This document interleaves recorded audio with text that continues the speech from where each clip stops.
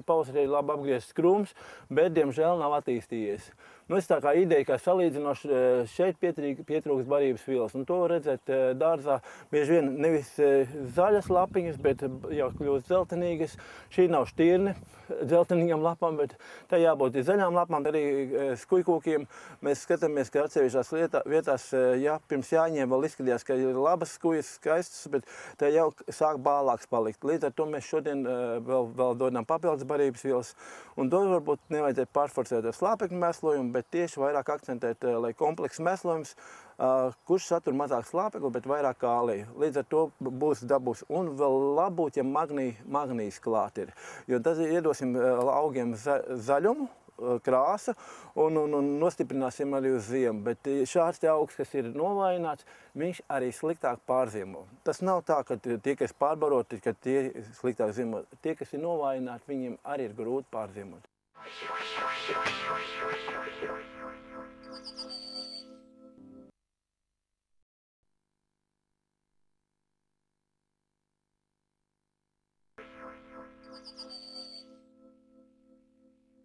Anītas Kazaks puķu valstībā vēl nemana rudens noskaņas. Te iestājies vasaras pilnbrieds, kad var novērtēt, cik viena vai otra vasaras puķi attaisnojusi uz sevi liktās cerības, vai izdevusies iztēlē redzētā krāsu saskaņa, bet varbūt arī kontrasts ar dobas pamatiedzīvotājiem, skujiņiem, bārbelēm, ziemcietēm. Doba ir uzplaukusi pilnībā, gan priekšējā daļa, gan arī ziemcietes, arī flokši ir uzplaukuši, kas ir kā fons tieši šai puķu dobē. Šajā dobē viss samērā proporcionāli attīstījies ir un ir saaugušas tie toņi arī tā kā gribējās, kā piemēram skaistātrīts Alabama, un tepat ir begonijas, kurā pārējais tonis ļoti labi ir izdevies, un arī tepat tās skaistātrīt atkal ar dāliju, kas atkal tāds dzeltena. Tas ir vasaras dālijas, tas dzeltenais laiks. Jā, bet viņas var pārziemināt. Šogad baltās gauras ir ļoti labas, bet tā, ka bija tas ļoti karstais laiks, kad viņa tika lieta, viņai nepatika tas karstums ļoti. Var teikt, ka baltās ir tā kā izturīgākas. Jā, pret ļoti lielu karstumu.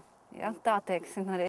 Viss tā kā savās vietās dzeltenais atspēlējās dzeltenajā iekš, piemēram, bārbelītes Marija. Ja. Un vēl jau tāds interesants akcents arī tās 3 miskantes. Ķīnas miskantes šķirnīte Little Zebra, kas jau ir tāds jaunums, bet, kā mēs redzam, jau kādi 4-5 gadi būs. Viņas arī nebūs lielas. Gaišais ar tas lapu plankumiņš tāds ar to dzeltenu spēlē savu.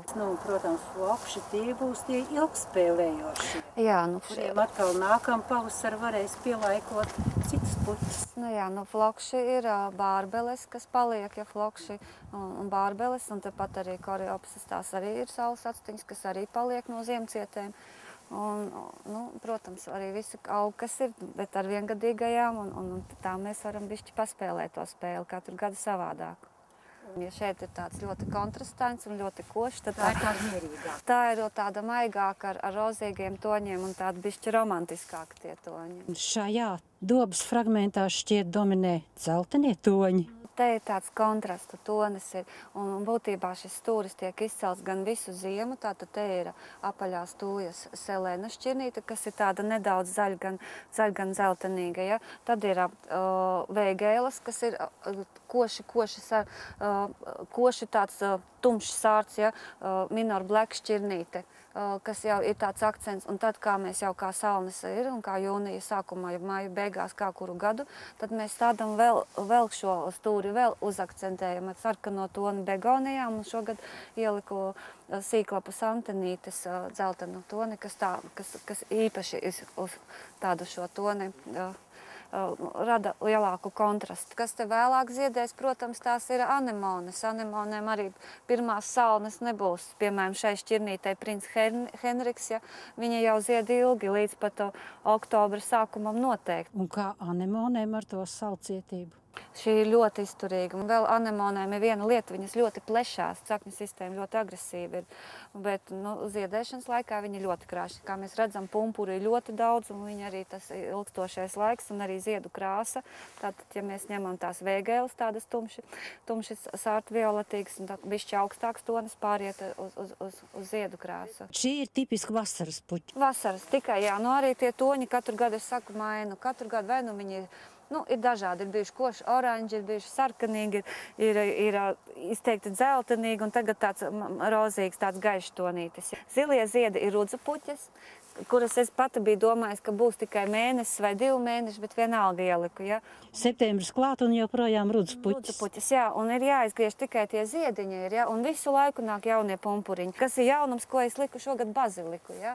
Baziliku ar baltiem ziediem, un viņš visu laiku arī ziedošs ir, ja. Tas man tāds jaunums ir, ko es liku, un arī, protams, tās te puķa, kas es varbūt pacelšu kādu ziedu uz augšu, no Austrālijas, kas ir, kā teikt, no savvaļas introducēts augs. Viņam vēl nav latviskā nosaukuma, bet, Un kleomas? Kleomas mums ir dažādu šķirnu šogad kleomas, ja, un te ir tātad balts ar rozā. Tad ir tādas koši rozā un izteikti baltas, 3 dažādās vietās liku. Un šeit tas tieši tā pārēja sparkler blušs, kurai pārēja no balts uz rozā. Šajā dobē, ko mēs redzam no augiem, kas sevi ir parādījuši, tātad laurencija ir pa lielu, un viņu mēs pa laikam visu laiku pagriežam nost. Tā te sānu maliņu pagriežam nost, lai īpaši nenomāc šo te ptiolus to jaunumu, kas mums tāds interesants liekas, un ļoti daudziem arī viņš piesaista uzmanību tieši šīs te jaunās te vārpiņas. Saules puķītes šķirnē Sonja, kas ir neliela auguma un kā fons, tad atkal mēs veidojam tādu pakāpveidu fonu. Visam jau ir savs laiks, ja piemēram vasaras puķis ir tātad mēs dabūnam to krāšņumu vasarā. Vasaras beigas tātad ieskanās ar ļoti krāšņiem hortenziju ziediem, un pēc hortenzijām nomaina jau virši.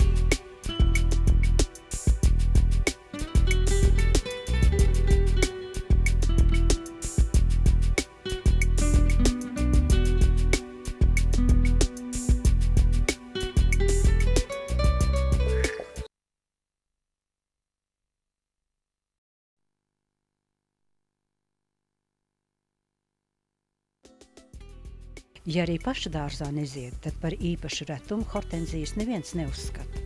Taču priekšstats par šiem vasaras otrajā pusē ilgi un bagātīgi ziedošajiem krūmiem ir visai paviršs. Pēc milzīgajām krēmbaltajām ziedu pikām, ko trauslie zari bieži vien pat nevar noturēt, var atpazīt grandifloru un anabelu. Tās ir Latvijā populārākās hortenziju šķirnes. Bet kas tad vēl varētu augt un kas ir palicis neiestādīts mūsu hortenziju dārzos? Mums, ļoti gribētos parādīt to dažādību, kāda ir hortenzijām, un to dažādo ziedu toni pēc ziedēšanas, kāda parādās. Un tāpēc pievērst uzmanību tām jaunajām šķirnēm, kas ir ļoti bagātinās dārzu ar to pēc ziedēšanas krāsu. Viena no tādām, kas varbūt nav pat jaunākā, ir Pinky Winky, tepat blakām aug, un viņam interesanti, kad ir sākumā tāda zaļganas ziedu ballītes, pēc tam ir baltas kļūst, un vēlāk no apakšējā daļas sāk iekrāsoties rozā, un tas rozā vien intensīvāk visu ķekuru pārņem. Ja būs skābāk zemi, jo tās tonīs būs ļoti bagātāki. Robainām, kur ir zilais blūbēdam, lai dabūtu zilo tieši intensīvāk zilo toni, tad liek alumīnija sulfātu. Šajā gadījumā alumīnija sulfāts dod skābumu augsnē, un viņš pastiprina krāsu toni. Tas nenozīmē, ka šī te būs ļoti intensīvāk, bet paspilgtina to pēckrāsu. Tas ir taisnība, bet tas ir augsnes skābums, kas to arī nosaka. Bet tad ir Vanilla Freisa, kas ir jauna šķirne, un vēl viena šķirnīte ir Sandy Freisa, kas ir mazliet mazāk auguma. Šī te ir Vanilla Freisa, viņa ir ļoti skaista pēc ziedēšana, un apmēram ilgs kaut kādi 2-3 nedēļas tā ritītie pārējais toņi, tad debes rozā, purpurīgi, tas viss tas ķekars, un viņš ir liels ķekars, apmēram 3-40 cm augstumā, un līdz ar to viņš dod to tieši augusta beigas, septembra sākums, tas ir viss skaistākais. Un mēs mēģinājām tieši mālzemē ielikt, un mālzemē tas bagātākā zemē, jo intensīvāk šīs krāsas pārējais veidojās. Nu, bet kāda zemīte nepatīk hortenzijām? Nabadzīgi, smilšaini zemi. Viņi var augt, protams, arī pieticīgās augsnēs. Tad tās ziedkopiņas būs maziņas, tas dekorativitāte būs ļoti maz. Bet, ja ir ielabojuma komposta zemi, liekam kompleksu mēslojumu un ieteicams likt tādu mēslojumu kompleksu, kur ir vairāk ir gan magnīs, gan kalcija. Lai ir kalcija, paaugstināt kalciju. Tad ar mikroelementiem, lai augi būtu stingri kompleksi, ne tikai slāpekļu mēslojumi, kas izdīs garas dzinums, bet arī viņi grūti nenotur. Tās vāles ļoti lielas, viņi ir grūti noturēt šos ziedu vāles. Ir ceļš pēc intensīviem lietiem un vējiem. Bet, ja komplekss mēslojums ar visiem mikroelementiem, viņš ļauj nostiprināt, un tā ziedēšana vēl intensīvāk notiek.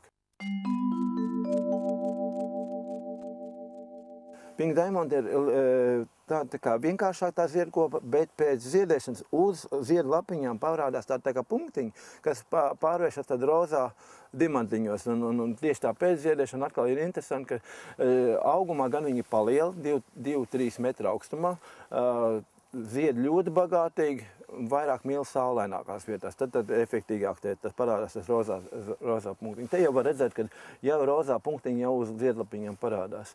Un līdzīgi šķirni ir tardivi, pēc ziedu formas pilnīgi līdzīgi, bet vienkārši viņiem neveidojas te rozā. Šeit ir šķirnīti tardivi. Viņi zied mazliet vēlāk. Un tas labums tas, ka viņi, teiksim, sāk ziedēt augusta vidū, un tad zied līdz kaut kur septembra vidum. Ilgi zied, balta, tīri balta, ar tumšzaļām lapām, krūms nopaļots, stingri, tur ziedkopas. Tādā ziņā tardivi ļoti, ļoti pateicīgi, ka viņi ir ļoti tādu stingru krūmu var dabūt. Te ir šķirnīte, kas būs lielāka auguma. Tas ir tādos lielākos dārzos, jauna šķirnkova vai levāna. Viņa augums apmēram sasniedz 3 līdz 5 metru augstumā. Grib ļoti tādu bagātīgu augu. Tas ir tā kā hortenzija koks, ja? Jā, hortenzija, iedomājieties, lielākā dārzā tas būs ļoti, ļoti efektīvi, zied viņš bagātīgi, ir vairāk tie sterīlie ziediņi, bet ziedu balvas lielas, viņi varbūt ir atrasīti no šķirnes, kas ir blakām tepat grīd stāri, kas ir ar vēl lielākiem šīm steriliem ziedu kopiņām. Bet,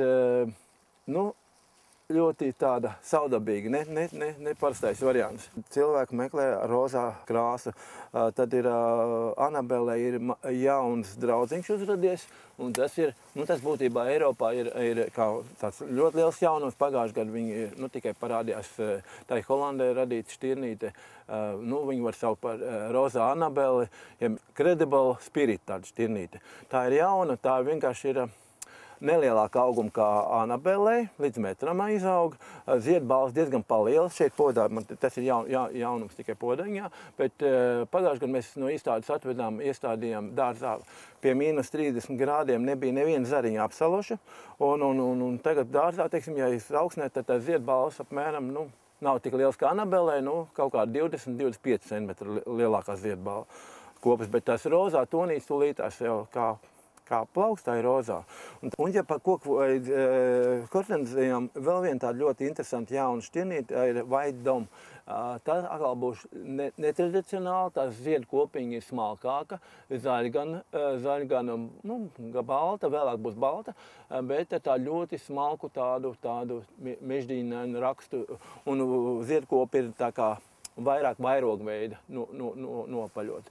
Tāda saudabīga, interesanta, neliela auguma, līdz 1,5 metram izaug, bet interesanta ar šo ziedu kopu. Bet runājot vēl par tām hortenzijām, kam ir stingrāks ziedkops, tad ļoti laba ir Limelight šķirnīte, tepat aizmugurē. Viņi ir sākumā tādi zaļgan balti, pēc tam tīri balti un vēlāk viegli rozā iekrāsojas. Bet šī ir ļoti stingriem dzinumiem, augumā apmēram 2,5–3 metrus sasniedz, ļoti lielām ziedkopām Un ideāli labi var veidot arī šos hortenziju kokus, nu, tā kā citi saka, potētie kroņkociņi, tad viņus izveidot uz šī ļoti viegli tieši tādu koka variantu.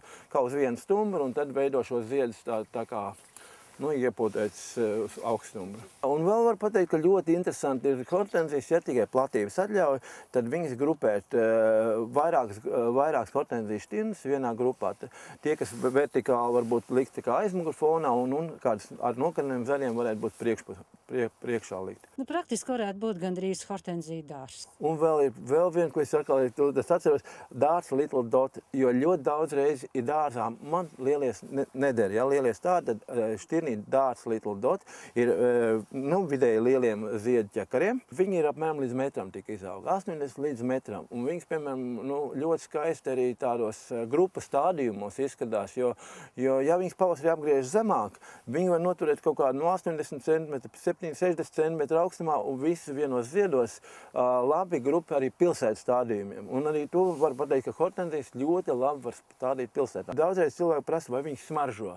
Teiksim tā, ka hortenzijas tāda ļoti ar smaržu neizceļās. Ja blakus flokšs, tad smaržo. Jā, bet ir šķirnīt kušu, kas ir ļoti smaržīga.